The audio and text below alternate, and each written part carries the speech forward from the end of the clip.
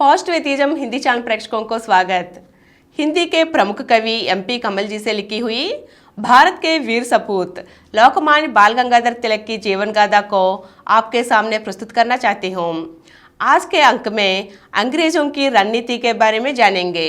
1878 में महात्मा ज्योतिबा फूले द्वारा स्थापित सत्यशोधक समाज ब्राह्मणवाद के वर्चस्व को चुनौती देता हुआ आम जनता में विशेष रूप से लोकप्रिय पकड़ गया। समाज के पुनरुत्थान आंदोलन के पूरे देश पर छा जाने और वैचारिक स्तर पर पूरे देश को विभिन्न खेमों में बांटते चले जाने से देश का जनमानस पूरी तरह मंथन के दौर से गुजरने लगा। राजनीतिक आंदोलन ठंडा पड़ने लगा। 1857 के प्रथम स्वाधीनता संग्राम ने क्रांति एवं सत्ता परिवर्तन की जो आग भड़काई थी वह बुझने सी लगी थी। बाल गंगाधर तिलक अपने परिवार से मिलने और देश को आज़ाद करने के लिए पत्रकारिता एवं जन जागरण का दृढ़ निश्चय कर जब अपने कार्यक्षेत्र में उतरे तब उनका ध्यान देश की इसी स्थिति पर केंद्रित हुआ। उन्हें पूरी तरह समझ आ गया कि कुछ क्रांतिकारियों की गतिविधियों को छोड़कर राजनीतिक क्षेत्र में लगभग सन्नाटा हो गया।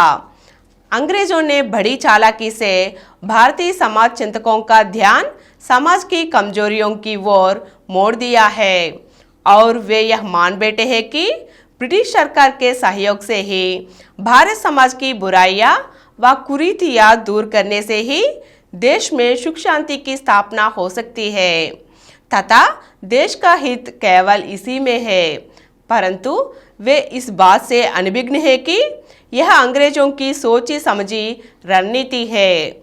भारत के सभी समृद्ध लोगों का ध्यान समाज सुधार की ओर मोड़कर भारत पर पश्चिमी संस्कृति व सोच का हमला बोलकर भारतीय समाज को दो विरोधी खेमों में बांट दिया जाए और उनकी परिवर्तनकारी ऊर्जा को एक दूसरे खेमों के विरुद्ध उलझाकर भारतीय स्वाधीनता के समर की हवा निकाल दी जाए तो स्वाधीन भारत की कल्पना करने वाली तमाम शक्तियां अपने आप नाकाम हो जाएगी।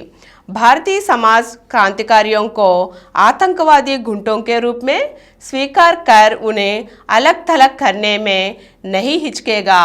इस तरह अंग्रेजों की रणनीति से भारतीय समाज अनेक तरह की समस्याओं को सामने करना पड़ा। तिलक ने केसरी के माध्यम से राजनीतिक चेतना का बिगुल बजा दिया। स्वाधीनता के संकल्प से प्रेरित ताकतों को इससे बल मिला, उनका आत्मविश्वास बढ़ा और उनके संगठन जो राजनीतिक चेतना के अभाव में मात्र सामाजिक उत्थान में उलझकर रह गए थे, हड़बड़ाकर उठ बैठे और देश के राजनीतिक जागरण की प्रक्रिया से सीधे जुड़ गए।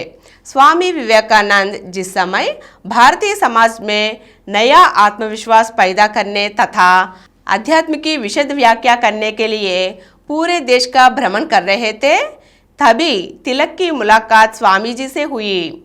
स्वामी विवेकानंद तिलक से इतने प्रभावित हुए कि उन्होंने अपने विदेश प्रवास के दौरान भारत में राजनीतिक जागरण और भारतीय आज़ादी की आवश्यकता पर विशेष जोर दिया। तिलक की राजनीतिक दृष्टि से प्रभावित होकर ही स्वामी विवेकानंद ने अपने विदेशी भाषणों में अनेक बार उद्घोषणा की कि अंग्रेज सरकार भारत पर पाश्चात्य संस्कृति थोपना चाहती है और भारतीय समाज को राजनीतिक गुलामी से मुक्ति नहीं देना चाहती। भारत में मिशनरियों द्वारा समाज सुधार का प्रयास तब तक निराढोंगा माना जाएगा जब तक भारतीयों को राजनीतिक आज़ादी नहीं दे दी जाती। भारत में गरीबी और शोषण के लिए ब्रिटिश हुकूमत जिम्मेदार है। अंग्रेज भारत से हट जाए तो भारतीय इतने सक्षम है कि अपना शासन स्वयं संभालते हुए अपनी गरीबी और सामाजिक बुराइयों से स्वयं मुक्ति पा सकते हैं। इस तरह तिलक की प्रभाव स्वामी विवेकानंद पर जोर से हुई थी। अगले अंक में इसी विषय पर अनेक विषयों को जानेंगे। धन्यवाद।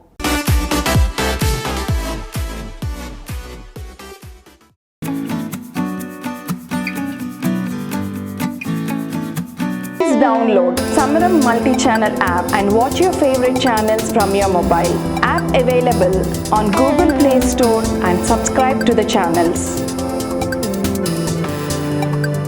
For more videos, please subscribe to this channel Positive Atheism and activate the bell icon.